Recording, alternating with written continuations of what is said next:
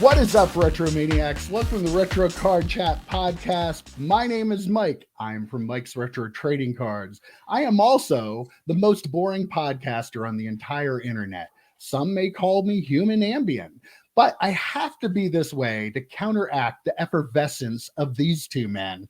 I like to call them the bubbles in our champagne. They are none other than Mr. Brightside himself, Joe Day, and Turkey P-Dope, EP, Eric Pahowick. How you doing, guys? Wow, very nice. I've never been called effervescent before. I appreciate that. And I'm gonna drink a champagne of beers right now. I'll crack one of these open. I mean, that's not the champagne of beers, but it's not, still but good it's beer. Yeah. No one can tell, EP. It's covered. It's covered. No one can tell. So what's going on, guys? Anything new and exciting happening? No? I mean, what's going on? We're a little delayed recording here because I had some technical problems. We're a little bit, yeah. EP may have a little bit of computer trouble, but we're here, and you're watching us at the normal time, and nobody will ever know. So, and I will say it's actually the okay time to start cracking open a beer and drinking it. So I had to record a podcast at 9:00 the other night, and I thought that was late. Here we are. But yeah, well, I got a little bit of news for you guys. I don't know if you've heard, but we have finally surpassed the 500 subscriber mark. What? Are you serious? How about that? Yeah. Yes. Thank you to all the viewers and all the subscribers. Like, that is crazy. But that is not it. I have more news. Okay. This podcast that you're watching today is now 1 year old. Wow. We've been doing this for a whole old enough year. to drink. Old enough it to is, drink. Yes. Hey, cheers. In podcast years, I believe so. Cheers and podcast years. So yes, this is our big 1 year anniversary podcast. Wow. Don't set your bar too high, but yeah. I watched a little bit of the first podcast. I'm not embarrassed of it. I think it was pretty solid, actually. Listen, we've been loud idiots around each other for a long time, so that doesn't really surprise me that we're the same people. Really nothing much different than what we normally experience together. So I went back recently and rewatched the first one. I was super drunk while I did it. I think I was talking to you, EP. I was texting with you. It was actually pretty good. I was very proud of us that the first out of the gate, we never had done anything like this before and recorded it. And it turned out like some really good points that, like we were talking about earlier, we still stand by today. Still talk about today, yeah. Exactly. Did look a little weird with having earbuds in and not having headphones on. Right. Our heads look a little bit different, a little skinnier than they are now. But I think I on my phone for the first one, maybe. You might. I think we all might have been. Yeah. No, I was on my computer, but I was in my den. You had a really weird angle too. It was like shooting up at you. Yeah, really bizarre. And now look at me now. Look at now, yeah, I know. Really look at nice that comfy get up there. chair. I noticed some comics. Some new things. You don't have the tape on the wall anymore. Yeah, I'm gonna move this for a sec. Wow. Pretty cool. I've got my Silver Surfer comics. Got some comics up above them, and this is gonna be. There it is. This is gonna be filled up by next week. So. Just to let the viewers know, for as long as we had to wait today, I don't know why Joe hasn't filled those shelves up yet. I thought you were going to sell those Silver Surfer comic books. Why are they on your wall? It's a process because Silver Surfer has not had an MCU appearance yet. If I do sell them, it will be during that hype. Now it's if you do.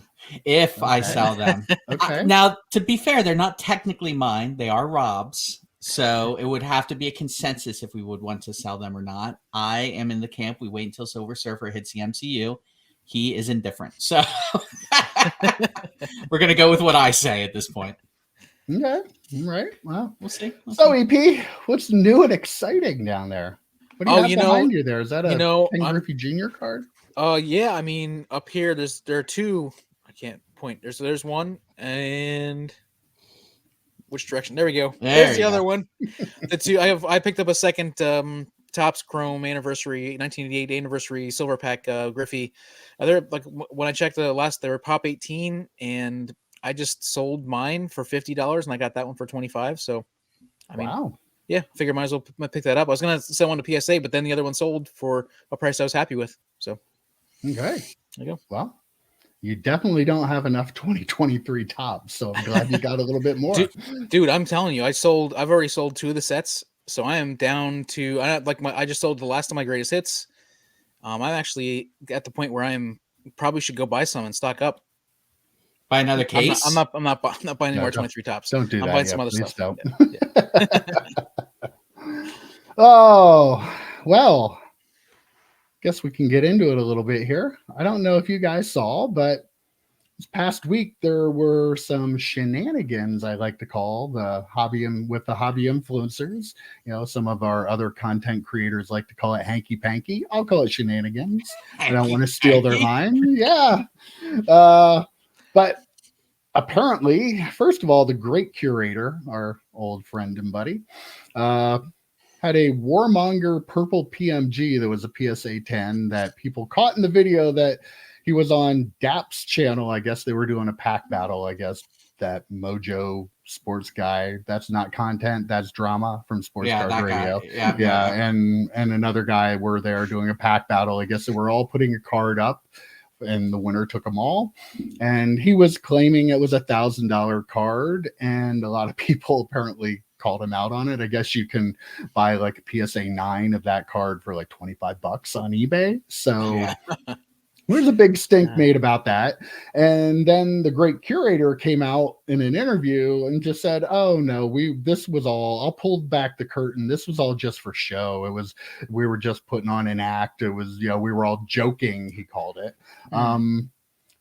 I mean, I'm not surprised that content creators might be faking content like that. Like, why would we be surprised? Like, they're doing it for views, doing it for entertainment. But like, I feel at the same time too, when you're, throwing comps out for your cards and stuff, you might get people to think that those cards are worth what you're saying. So kind of feel like if things are for entertainment purposes, which let me say too, I'm not totally sure that the great curator's being honest about that. That could maybe be his cover story to, make him not make himself look like an idiot for what he was doing, or maybe it is the truth. Either way though, like, I think you have to have a little bit of responsibility when you're talking about like values of cards and stuff to people. Maybe what I meant to say, I'm sorry, was that I bought that Griffey for $500. And for 24, it was a private sale with me and EP. Private sale, and then and then I want to sell the other one for 5,000. So that's when it's such a low pop. It's. I mean, we joke about that, but like there are people on YouTube that are influencers that are actually doing that kind of stuff. Yeah, I mean, did they? And they at no point did they say that this is a joke or this is anything during the show? No. Like if they would have said it at the end, like we're really not doing this, that's fine. Whatever. It is all entertainment. I will say, first off, about the comp, for those of you who are thinking, oh, it's a PMG PSA 10, it probably is a thought. No, these are PMGs from the movie sets. They are not held to the same standard as the PMGs from things like Fleer Retro or the Spider-Man metal PMGs. They're not like that. They're much easier to grade. They don't ship as bad. So a PSA 10 in that is not holy crap. Though I will say the people who were commenting during his little admission or whatever were like, oh, you gave up the best card. That's the best card. How do you feel losing that great card? I'm like, I want to know what the other 3 cards were. If people are thinking that card that's probably at best a $250 card, think it's the best card. And to your point, Mike, about him maybe just trying to save face, if this was actually staged ahead of time and they all talked about it ahead of time, we're just going to do this for content, we're going to give our cards back, why would he pick a bad card? A very unvaluable card in the grand scheme of things. Why wouldn't he put up like a PMG from the 2013 Marvel Retro set or something? Like he had, he's the PMG guy, right? Why wouldn't he put a PMG that actually is worth $1,000 to $1,500 as the card? So I'm starting to buy into what you're saying, that maybe he just said this to save face, which on its own makes it even worse for the 3 other people there. It makes it look like they're liars, even if they weren't. So I'm surprised something hasn't come out about that from the other 3. Did we say what all 3 cards were? Did we say? No, there were 4 of them, and I don't know what the other 3 were. But because I was not going to go to Dap's channel and watch the video. Honestly, maybe I should have, but if they were all like that range, and maybe that was part of supposed to be a joke or something like that, that's fine. But I mean, it seems really crazy to have to come out after the fact, and because he got called out. I mean, that's what happened. He didn't do it on his own volition. He was getting called out on though. Like, would maybe somebody who has that card that's going to be on a video on a channel of somebody who has 40,000 subscribers maybe want to throw out that fake comp there to make somebody think that card's worth that much? So I don't know. Maybe he can sell it for that. I mean, you're talking about the guy who pumped up all the Marvel PMGs before they crashed to begin with. Yeah. So I don't think it's out of the realm of possibility that maybe that was intentional on his part. Instead of picking, if they were all going to give the cards back, instead of picking one that was a good card, maybe he's going to pick the one that he's going to try to convince people is worth $1,000. Only takes finding one sucker that thinks that your card's $1,000 to be able to get rid of it. And we should mention too, Dan the Card Man did a video on this, which was very good. I recommend people go and check that out. But Dan made a good point that they're on this channel that has 40,000 subscribers, but the videos get less than 1,000 views. So you know that this is someone who's buying, like there is no way. We get like 150, sometimes 200 views on ours, but we only have 500 subscribers, even though we're very proud of those 500. But like for that to happen, it's kind of hilarious to think that he was going on, oh, this guy has 40,000 subscribers. Maybe I can pump and dump this PMG. I'll say it's worth 1,000. And if someone offers me $500 or $600, I'll be like, yeah, you got a great deal, man, but I'm going to do it for you. I could totally see him do it. He feels like slimy to me, like really, really just kind of gross when I watch his videos. And I have in the past, just because I like to, I'm a drama watcher sometimes, so I will end up like if someone makes fun of him, I'm going to go to his video to see the response because I enjoy it. But yeah, that's there's no way that he's not trying to either scam or he was just stupid, which is also a very distinct possibility, and thought that card actually is worth $1,000. I've been in another state for a couple days, and so I've not watched any of these videos. I'm just picked up the stuff from you guys and just generally talking about this. So specifics I don't know, but like the bottom line is, if they even do these pack battles anymore if people know that they're staged, and like why would you stage something like that in the first place? It just seems like. It seems again. It seems like it's not. I mean, you're trying to make yourselves all look cool. Like, oh, you're putting up $1,000, $2,000 card. Look at these high rollers. It's all about the image that people are trying to push out about themselves to try to give themselves some kind of credibility. Like, so the kids and stuff watching it go, wow, look, that guy like was at a pack battle and just like gave up a $2,000 card. Like, that. Sadly, they like it's attention for them, and like if it was staged, all 4 of them knew about it, so all 4 of them decided, hey, yeah, let's do this because people watch it and they won't know any different. We think our viewers are idiots, so they'll just buy this and think we're really cool. Like, unlike us, who doesn't lie to their viewers, and we are really cool. We would never tell you otherwise, but they already. I mean, Mike, you've been known to put people asleep. Obviously, I'm boring. Yes, I do put people to sleep. Yeah.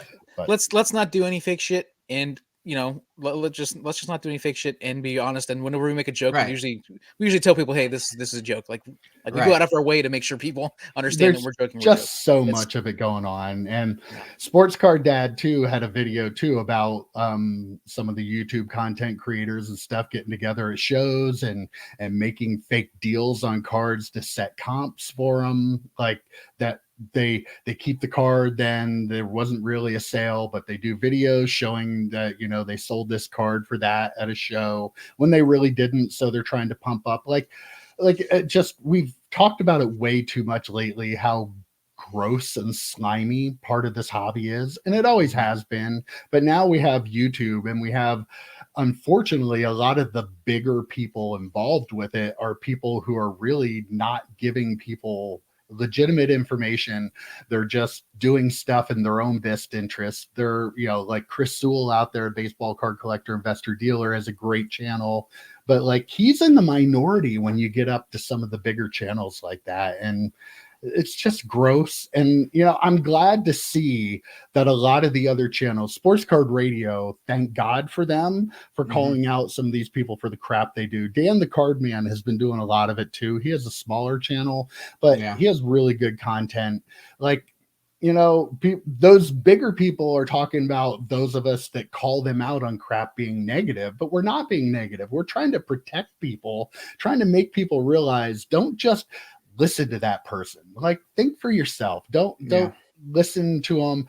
But like Dan the Card Man said, you have a lot of kids out there that idolize some of these people and just like they feel like this is the way to do it. Oh yeah, I've got to have the expensive cards. I got to put all, and like, is that really what we want? I don't know, but it doesn't seem like the best thing for the hobby. These people are in it for themselves. They'll take and take and take until they can't take anymore. And I'm just glad to see other parts of the hobby start to say, enough. You people can be as big as you want to, but this is bull, and we're not going to put up with it without at least calling it out.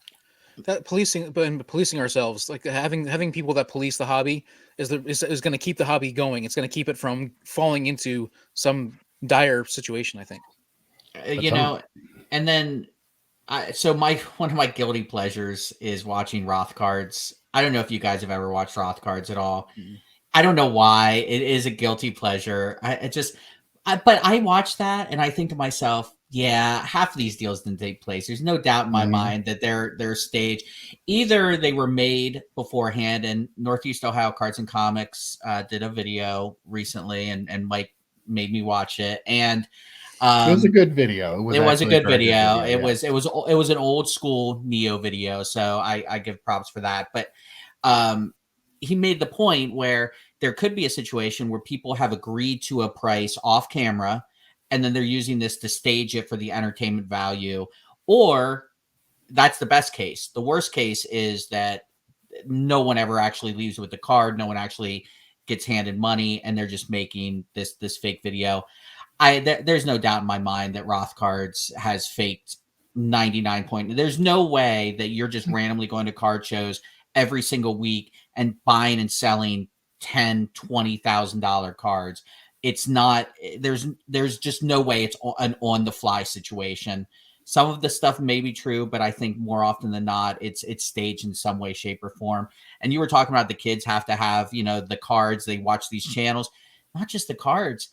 People like Roth Cards and other folks, they're pawning out the cases. Like they're like, hey, use Roth Cards code for one of these really great cases. You want to wear them, you'll look cool at shows. Like, it's not just the cards, it's all this ancillary cottage industry stuff that these influencers are peddling to kids and gullible people. And it's just, they're out for themselves. They're definitely out for themselves. Yeah, they really are. I mean, just take everything with a grain of salt. Like, some of this stuff you see, just question it. If it doesn't seem real, don't assume it's real. So. It reminds me of, I've always wondered this about, if you watch like Poker After Dark or like High Stakes Poker on YouTube or something like that. I always wondered myself, are they actually putting their cash on the table?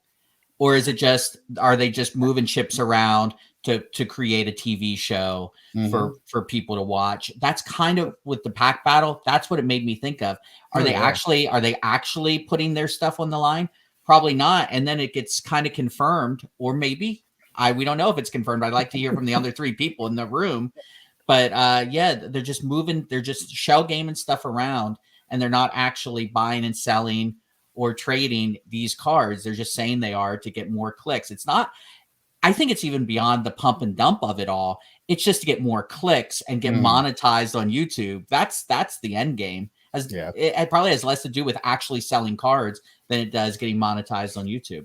But as a journalist, like the having fake pack battles and things that are determined ahead of time, and also if even if they're making the deals and the deals are legit, but then they're recreating them, just feels super gross to me because of just my background. Like it all feels super gross. Like a lot of lot of gross stuff going on.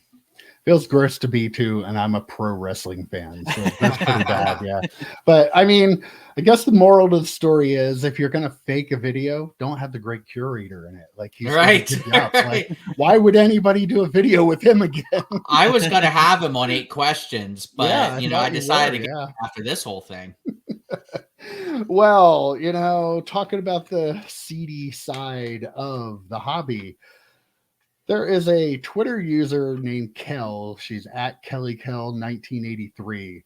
And she, like, I don't even know how many times this week, has been sharing the crap that the breakers on Whatnot are pulling. There was a breaker called Retail King that stole a downtown. Looking through it, you could clearly see that there was a shiny downtown card, and then he takes the card off camera and then brings it back and puts 2 of the cards in the sleeve, and the card is not there anymore. Like, first of all, I don't know how dumb you have to be that you already showed the card on the camera and then you pull it off camera and then all of a sudden it's gone. Come on, you got to do better than that if you're gonna try to screw people out of their cards, right? Yep. And there was another breaker called Grandpa's Garage Breaks, where they had Topps Chrome Black, which has the auto in it, and they pulled the entire box off the camera and then put one back on. They swapped out the autograph. Like, but I don't know. First of all, why are you breaking on Whatnot? Like, it's just, there's no record of this stuff if somebody isn't recording it. It's way too easy for people to scam you there. Like, YouTube breakers and stuff, at least their videos are staying up there for people to reference. There's none of that on YouTube. But like, these fly-by-night breakers, like, I don't know why people are breaking with them. And like why are these people thinking they can just do this? I can't explain any of it. Like, I don't understand any of it. Like, the whole point of the live break is so people can see what you can get, so you can't mess it up, or you can't steal it. Like, and these people think they're freaking magicians. They think, oh, look at this. Nobody's gonna notice I just pulled this entirely off the screen and put it back. Like, wow, like, it blows my mind. And what's crazy is, so Whatnot apparently, and I don't know, I've never bought into a break, period. Mike, you're our break expert. Whatnot apparently reimburses people's breaks, their buy-in to the break. But if you bought into the break for $100 and you just got screwed out of a $5,000 downtown or something, that $100, not much of a consolation prize. Not much. Getting your buy-in back is not a consolation prize at all. I think the downtown was only a Kurt Warner, though. It wasn't even like an expensive card. Well, I mean, I love Kurt Warner, but his cards now are not really worth that much. So, sad thing, that downtown or Kaboom or whatever it was, sadly, that is probably more valuable than all but maybe his autograph rookie card, because people just love those things. But regardless, I mean, if you can see it so obviously, I don't know. And these are fly-by-night breakers, because there's no way an actual legitimate breaker is going to put their business on the line. We did see it with Backyard Breaks, but there is a little bit of a different thing where it was a free giveaway and they kind of tried to screw someone out of something.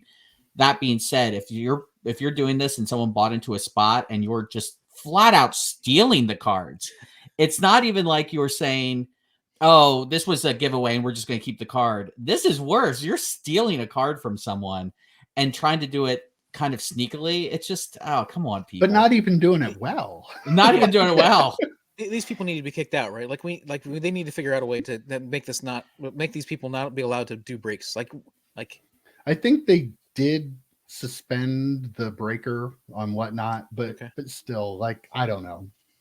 I still can't get over the fact that you could clearly see the card and then he pulled it off camera. Like, dude, like, I don't know. Pulling it off camera, nobody saw it. The pulling it, like, as soon as a breaker's hands leave the screen, they're doing something. They're doing something shady. Right. They are stealing something from you. If they have cards in their hand, if they have cards in their hands when they do it, unless they showed you the card, and then are putting it into a sleeve, I've been watching breaks on some of the Avengers products, and there's a really good breaker out there that I've been watching. And yeah, he takes his hands off the screen, but not with cards. He sets the card down, he grabs a sleeve or a top load or whatever, and puts it in on camera. Like, that's what you have to do. If they are taking cards off the screen, they are stealing from you. You are being screwed. One of the biggest breakers that may have already been mentioned in this podcast, when they open up their packs, they start to open it and then pull it off the screen to finish opening it, so people can't see the bottom card. I'm sure is what way it is. Then they pull it over, like almost every pack. I'm like, I can't, I could not. There's no way I would break with them. I don't like to break anyway. But like, I don't like. Why are the cards not just in the camera at all times? Yeah, like, it's not that hard. We did a 3-hour live stream. EP, you did an hour live stream. We've done rips for the channel. I don't think we've taken the packs of cards off of the screen anywhere near as much as some of these breakers do. And there are cards. They are our cards. We're not breaking them for anyone else. We're ripping them for ourselves. And we kept them on screen. How is it so impossible? And why would someone still break with? If anyone bought a break spot with them afterwards, what are you doing? Like, how, no victim blaming or anything, but if you did it afterwards, you're the dumb one at that point. They fooled you and you're the dumb one. Blaming, but I'm not saying the people that they stole from before, if you are getting with them after you know they did this, you're stupid. You should not have money to be able to do this. I'm sorry. It's just, I can't wrap my head around someone who would knowingly buy break spots with these people after the fact. Sorry, find another breaker. I saw another guy too that he bought into his own break, and it was a random thing, and he got the number 1 spot in the break too. So, like, again, we've been talking about breakers out our butts the last couple weeks. I feel like we've said it all. Well, they shouldn't give us so much content to work with. I mean, they really do, though, don't they? Like, it's constant. Like, it really is. It's a gift that keeps on giving. Every day you open up Twitter and you look on your timeline, and there's somebody showing you something a breaker did, and there are way too many people doing it, and I don't know. I think it will change when Fanatics takes over. They don't want this kind of crap going on. So we'll see. I don't know. But again, that's just Fanatics product. I mean, people can still break Upper Deck. They can break Leaf. They can break Panini, what's ever left of Panini. They can just fix the Fanatics part of it. There's other breaking opportunities, and card collectors and people who buy into breaks love the gamble. And if they can get a cheaper product from a breaker and just try and hit something big, they'll still do it. There'll still be people out there doing it. I feel for as much as I've been out of the loop, like I said, for a couple of days, I still saw the GIF of the guy moving the downtown off the screen. So and that got shared around quite a bit, I think. So as much as we say that there's a lot of bad stuff going on in Twitter and stuff too, like that social media also can kind of hopefully continue to spreads the word, gets it out there so people know. Oh, so I know, EP, you're a big fan of the upcoming Topps Big League Baseball. Yep. Did we hear they're going to have short prints of influencer kid cards? Now, I don't know if that means they're going to be cards of the influencers' kids or cards. Doesn't matter. I got 10 more cases. Kids. Doesn't matter. Matter. That's a needle mover, right? Yeah. Are you sure? No, not at all. Not at all. Zero. That's surprised by that. Now, I'll give you a take here that you're probably going to be surprised about. I know that product is geared toward kids, so I don't really hate the idea. Like, I don't know. I could see maybe, if Jeff Wilson's kid is in there, maybe younger people buying the product will think that's pretty cool. So, as much as I want to make fun of it as an adult, that product's really not being made for me, and they're trying to do something different here. So, surprise, I'm not going to poo-poo on this idea. Maybe it's not that bad. Joe? I think it's a phenomenal idea. I love it. Whoa, who are we? Yeah, I think it's great. I think EP should go out, buy a few cases, try and hit a couple of these things.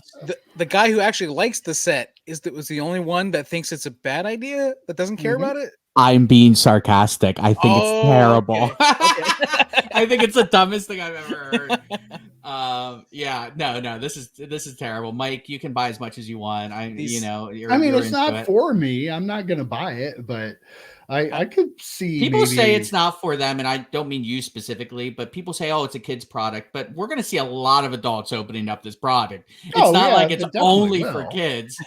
Like how much is this a box? $52, $53, something like that. So that's actually fairly cheap. Yeah. I mean, that's cheap surprisingly cheap. Yeah. Well, it's inexpensive. If Jeff Wilson wasn't in it, it'd be what, $10 a box?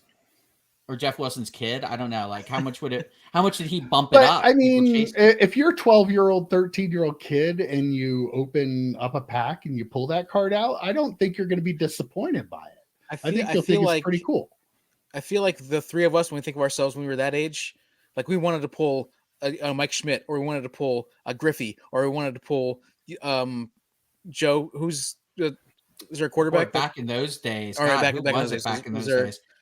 Jerome Bettis, some sort of Steeler, right? Barry Foster. Yeah. Neil O'Donnell. I would have been loving. So we would love having an autograph or something crazy like that. Like but I guess there's a different world right now, and people.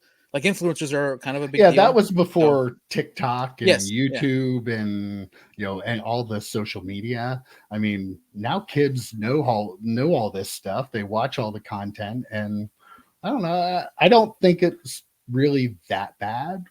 I guess it's something not different. I mean, come on. Topps puts like Topps employees short prints in, like so.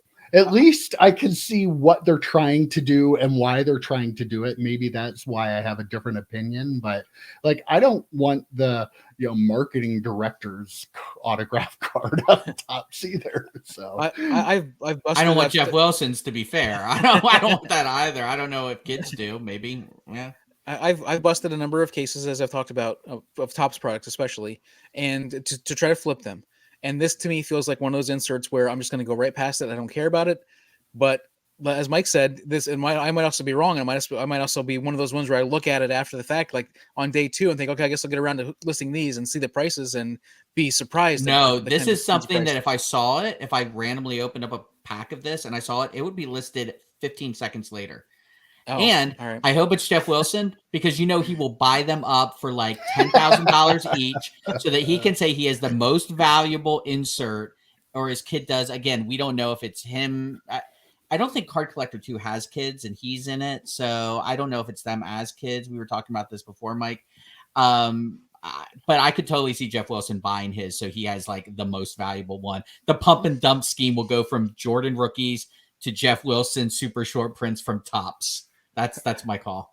Jeff Wilson's kid does some of his videos with him, and I think he has better takes on some of the stuff that his dad does anyway. So yeah, he might actually be the star of that he channel. Might be. He might be.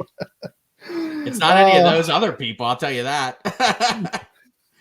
Okay, well, speaking of Topps and Fanatics, they reached a 20-year deal with Winners Alliance, which is the Professional Tennis Players Association, to produce tennis cards. So they're going not just like a one-time deal. They're going to start producing probably yearly. They haven't really come out with what they're going to do, but they're going to make tennis cards. I think that's a pretty cool thing. I'm definitely a big fan. All three. I know you guys are big tennis fans. So yeah. I haven't watched much recently, but back in the 90s, man, I was a huge tennis fan. I played for my high school team, not very well, but I played. Hey, don't shake your head, Mike. I've beaten both of you on multiple occasions. What's that? I think I have video of it. Throw up the clip, Mike. Throw up the clip. But no, it would be pretty cool it would have been cool to have them back then, like when I actually collected tennis. So if there are people in the set that, maybe there's a Sampras auto or so. I was a big Pete Sampras guy, Jim Courier, guys like that. Maybe if they throw some of the legends in there too, that would be really nice. I could see myself buying a box of it. I feel like in every sport, there's like eventually the next Serena Williams is going to come around, and it'd be cool to finally have like to have an opportunity to get that kind of rookie card, because Serena's rookie card is really sought after. I would like to get one for myself, because we all said, I've been to the U.S. Open multiple times. I saw Andre Agassi in person.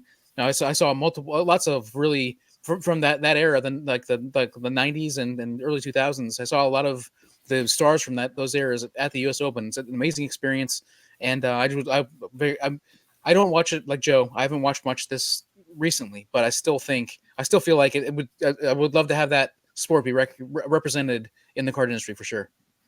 Yeah, I think it's a great idea, and like you said, like those kind of sports, you always have that next person that comes along that dominates, and that's gonna be pretty cool. And it's a very affluent market, I would imagine, tennis, and kind of like the F1 market. Now, hopefully, people won't get in and just pump the product to the moon so it dies off afterward. Like, I know they're going to happen. I mean, I don't know what you're talking but about. Yeah, I mean, I would imagine that they should have some legends in there and stuff, and they'll probably do a Topps Chrome set. I would think it would probably be kind of along the lines of their F1 with doing a regular Topps and the Topps Chrome, and I don't know if they do any others for the F1, but yeah, like it's a pretty cool idea. That's a sport that really hasn't been serviced with the hobby for quite a while. So do they make golf cards currently?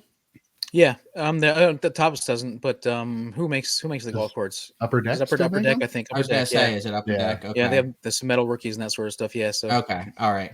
I was gonna say because I don't see that often either, but I mean, if Upper Deck's doing it, they might have. Because they had the SP golf, like they were the first ones to do golf, if I remember correctly, with the Tiger rookie and stuff. But yeah, some of these, like, I don't want to call them like peripheral sports, but when you think of the major sports, you're not thinking about tennis, you're not thinking about golf. So it would be nice to have stuff like that in there. And I think with how cards are being produced today, there are more and more legends in cards nowadays than there ever were when we collected in the 90s. So I wouldn't be surprised if there is like just a whole like group of legends, retired players, in memoriam type of thing. Like I could totally see a lot of the tennis players that we watched EP when we watched tennis being in there. Some really cool insert sets potentially, and like I was just thinking to myself, like if the Topps Chrome product comes out, I would probably buy a box of that. Like that would be really fun. I totally would too. Yeah, I would too. Ooh, box battle. Let's wait. I got an idea, guys. Let's do a box battle of Topps Chrome Tennis, and whoever wins, we each have to bring $1,000 slabbed card. EP, you can bring one that you say is 1,000, but it's only worth like $100. Bring that Griffey. Bring that Griffey SGC 10. That's a $5,000 card. That's a $5,000 card. $5,000. So, boy, we'll have to really bring some fire for our side, Mike. But, or we could all go in and buy a case. Okay, now you're talking my language. Yes. Yeah. All of a I've sudden, been joking to buy a case. The joke's stopped. Yeah. Now we're calculating out how much is that going to cost. Yeah, well, we'll keep our eyes out for that. Yeah. Super expensive, right? Well, probably not. No. Not for any brand new products. Like, I mean, that's true. Before the F1 cards came out, I'm assuming people wouldn't have thought it would be super expensive. Yeah, I think they launched. So. I think when they launched, or they were WWE Prism, for example, something like that. People probably didn't think that it's expensive. We don't talk about that on this podcast. Save that for the wrestling. Throw up the clip. Throw up the clip. I just got done talking about Prism enough, so yeah. Have to take the L's, right? Have to take gotta take the L's. Have to own up to those. Unless you're a big influencer channel, then you only show the W's, man. Only show those dubs. We are real. We will let you know what we've lost money on. Yes. Yep. I'm thinking about doing a whole video about that. Actually, things I've lost. Interesting. A video about the wax that I've opened recently and how it's a fool's errand. So. Yeah, it really is. Boy. It's not 1999 Bowman Chrome, but yeah, it's. But guys, I did walk into Walmart this week, and they had a lot of retail product. I didn't buy any. I looked at it, and I'm like, I don't need this stuff, and I walked out. So proud. How about that? That's a big deal. That is a big deal. EP's thinking, do you even collect, bro? No. What I'm thinking is that, like, literally, it was that day or the next day. I said, I'm going to Target, and you were like, for retail. I was like, no, I got to look for something for a gift. And you bought some retail, didn't you? I got. Did you buy hockey?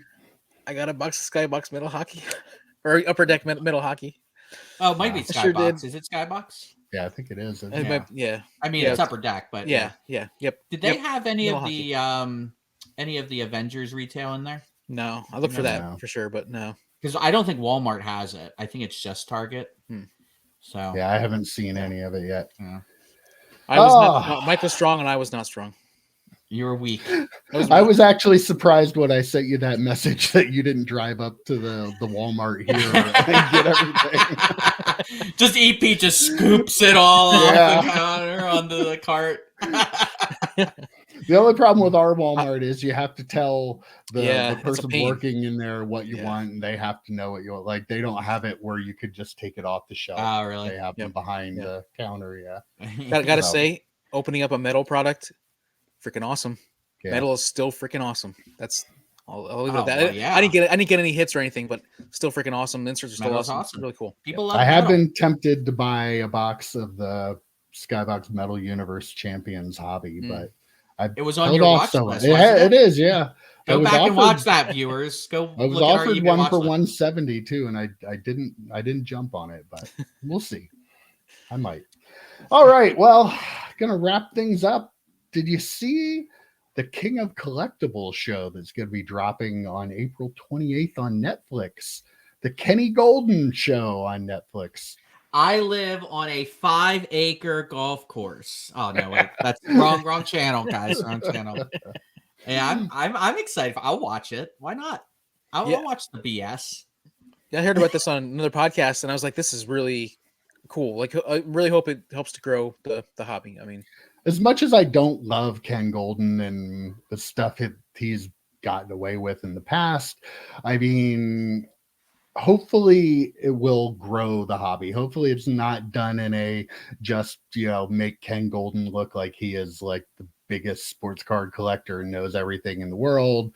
I don't know. Peyton Manning's involved with it, so it should be an element of humor to it, because he doesn't do anything that's terribly serious. So I have hopes for it. I mean, having our hobby front and center on Netflix should be a good thing. So hopefully it's done well and represents the hobby well. When's it dropping, Mike? Is April it dropping 28th? Is it a series, or is it just like a 2-hour doc, or is it? I think like it's a series. I think it's going to be a series, like with potentially multiple seasons, depending on if they pick it up. But I'm pretty excited, and like, because of what the Netflix shows did for like the Jordan rookie card, and then what they did for F1. And I mean, there's also a golf one out that I guess is really good that I haven't watched yet, but that kind of has increased the interest in some golf cards too. Like, I was actually looking for some golf cards myself, golf rookie card myself, like last week. So I mean, like, I'm looking for a Phil Mickelson one actually right now. Yeah. That's kind of on my peripheral. I'm throwing out an idea. I'm throwing out an idea for the podcast. Live viewing party, live stream on the podcast. We do a shared screen and we watch it. We'll have the three of us on the side. We'll put it on. Maybe we'll pause it and make comments. And I don't think we can. I'm not sure we're allowed to do that. Yeah, we can't show the whole thing. No, right.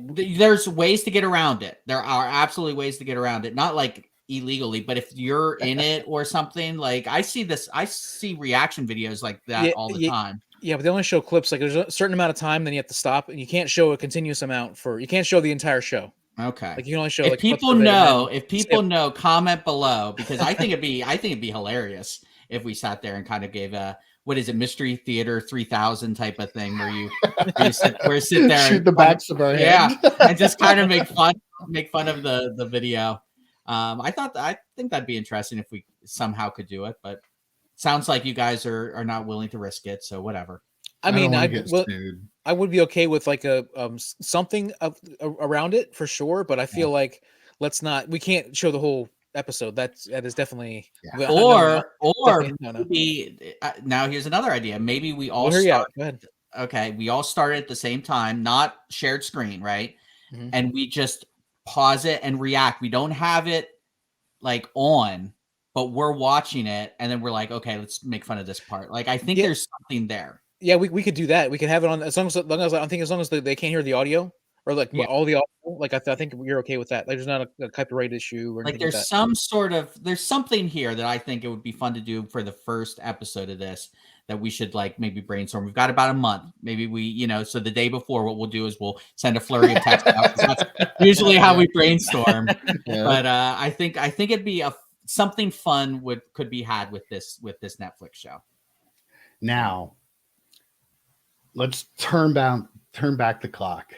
What if Netflix was around when Mike's Upper Deck was in business? We would have a show. We would be millionaires. What do you We have talked about this for so long before YouTube existed. We wanted to do hanging out in the card shop, trading card content. And boy, we just needed the technology. We had the ideas. It's what we try to replicate here. But boy, what if we would have had this show? I feel like we would have all been huge mega stars by now. Maybe people wouldn't think I was boring. Yeah. I've been doing this. Chair is not good for me, Mike, because as boring as you are, I'm starting to like doze off and the chair's comfy. I mean, it's I even have the flashing lights over here to try to keep you awake. Right. To your point about the card shop, that's why you and I don't know if EP ever got into it, but the Comic Book Man, that's why we love that show on Amazon, because it was so reminiscent of how the shop was back in the 90s. So if we would have just been able to put some cameras up or like something, it would have been hysterical. Too many characters came in there. We're not even close to the level of characters that came in. We were the normal ones. If you think I was the boring one, you were the boring one. That's 30 years later. I mean, it's that track still, but there are YouTube channels that are just people in their pawn shops and people coming in, they're like making deals and talking and like all that sort of stuff, talking about whatever it is they have. And like the collectible industry is perfect for that. Like I think that's great. And Mike, when you reopen the shop, Mike, I was when you reopen the shop, we're gonna be able to do cameras. We're gonna be able to we can the channel will be part of it, and so it's gonna be great. We're gonna be open 24 hours a day. Yes, and we're just gonna have a continuous live stream like that'll never end. I'm in. EP's been in for 24-hour live stream anyway, as it is. So that is not a deterrent. But I mean, for sure, if we could have had that in the back in the day, I think it would have been great. We would have had a lot of fun with it. Would have been so much fun, Mm-hmm. Yeah. I would have had to have, maybe edited my commentary on some of the customers that came in after they left. Where they wouldn't be in. But shows like, you see shows like Antique Roadshow, you see American Pickers, all these shows, it's basically doing the same thing. They're talking about some sort of collectible and the history of some sort of collectible and all these things. So, I mean, people love that kind of stuff. It just really... I don't know anything about cars, but I absolutely love American Pickers when they go out and get barn finds. Like there's just something about that that's very enjoyable. People don't see it I don't think it happens every week. I'm sure it happened a couple times over the course of our entire year of doing the podcast. But Mike has this signature move where he puts both hands in his face, and when he's the number of times I'd seen that, I saw that in this shop for a number of reasons. It's amazing. Yes, that is it right there. Yes, that is the signature move. And yep. Well, I think that's probably a good point to wrap everything up for the week. One last announcement though, Mike. We have, joking aside about the live stream thing, we have talked about scheduling out, and we're going to get more details out, I'm sure.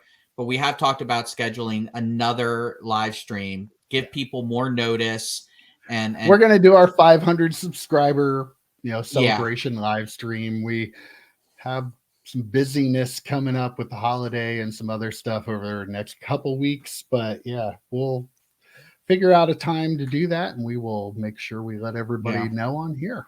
Because we had a lot of fun. We had a blast the last time, people coming and talking, and we just had a really good time with it. So we definitely want to do something like that. Maybe we'll do some giveaways. I don't know. We'll see what's going on. Don't know if we'll have enough time.